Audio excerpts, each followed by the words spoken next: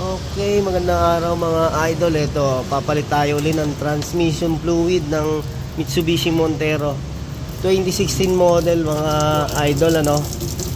Yan. Tapos ang tinakbo 48k mileage, ano. Yan na yung kulay niya. Mainit na, tatapunin mo muna. Okay mga paps, ito na yung ating oil pan nga nitong ano. Kaya iba pa rin talaga yung natatanggal natin yung oil pan mga paps, oh. Kasi to kung dialysis mo to, hindi mo matatanggal tong nakadikit sa ating magnet. Kaya yun, pag may papagawa kayo mga paps, dalhin nyo lang sa amin, no? Para madagdagan naman tong kita nung aking partner. Nasaan yung o-ring? Oo, yan. Diyan mo lang. Kasi yung o-ring, kailangan natin yan. Pag bimili ka ng bagong filter, minsan walang kasama o-ring mga paps, oh. Paps, ito yung ating transmission filter, ano. Ang kuha lang ni boss na ito is 2,000 sa Lazada. Mga paps, ano, Anaheim Enterprise sa Lazada yan mga paps, ha. Tsaka yung ano, Seiwa maganda rin ba? Seiwa, sir. Mura-mura din. Oo. Ayan yung Seiwa mga paps, magandang bilihan din natin yan, no. Tapos yun, meron tayo dito sa Rizal yung ano, meat cars kung gusto nyo naman mga paps. Eto boss, binili ni bossing to, ano, dito sa Diamond, Kainta pa ba yan? Diamond Kainta Rizal mga paps, yung Mitsubishi dyan, ano. Makakabili ka rito ng per liter, dala ka lang ng lagayan. Shell lang lagayan niya mga paps, pero ATF yan, oh. Pinaglagyan lang natin ng ATF na MA1. Ayan mga paps, yung bago kasi ngayon wala mga kasama, kaya yung sa original natin pwede pa natin ibalik, ano. Tapos syempre bago natin isalpak yung pinaka filter, punasan muna natin. Okay,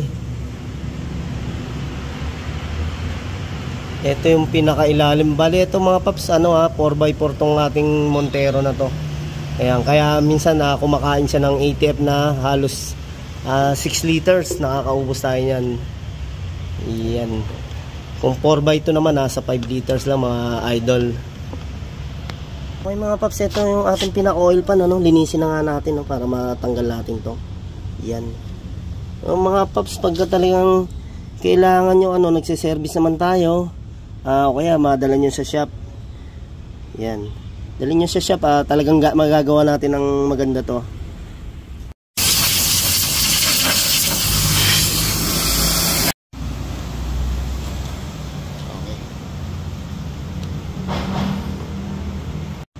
Okay, na mga paps, kinakabit na nga natin yung pinaka oil pan, no?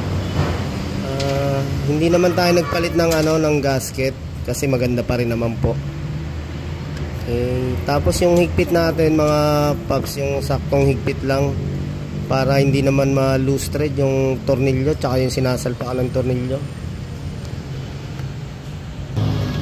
Okay, eto mga paps, kung saan tayo nagsasali ng ATF, ano, dito sa side ng kaliwa ng transmission, ano, size 24. Ginagamitan na natin ng socket wrench.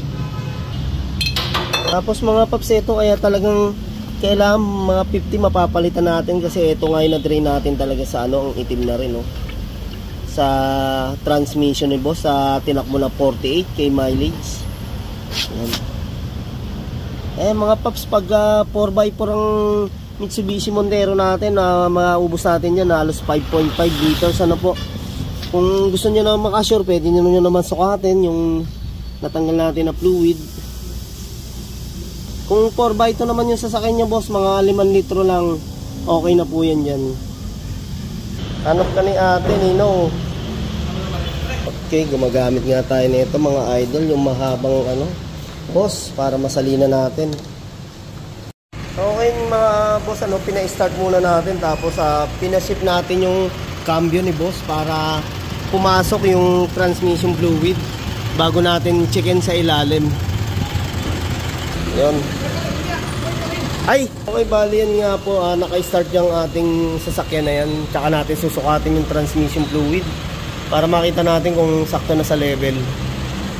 Okay mga paps, gagamit tayo ng Allen wrench, ano, para mabuksan nga natin tong pinaka-check ng ATF. Sige, palabasin mo pre. O yan, okay, pag ganyan tulo na lang, okay na yan mga paps. O sige pre, takpan mo na pre.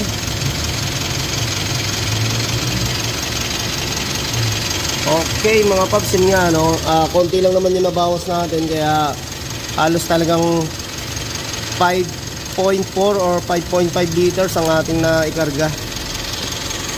Basta pag chinek nyo mga paps, naka-start yung ating makina. Okay, thank you kay Boss Enzo. Yan ginawa na. Yun, thank you. Nasa lang tayo dito sa ating shop ng kanyang Montero Sport. Thank you.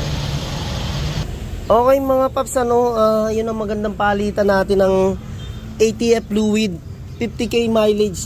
Kung pwede nyo isagad 60, kaya lang mas maganda yung mas maaga, no? Nasa 50k mileage. Yung kay boss mas maaga, medyo 48 pa lang.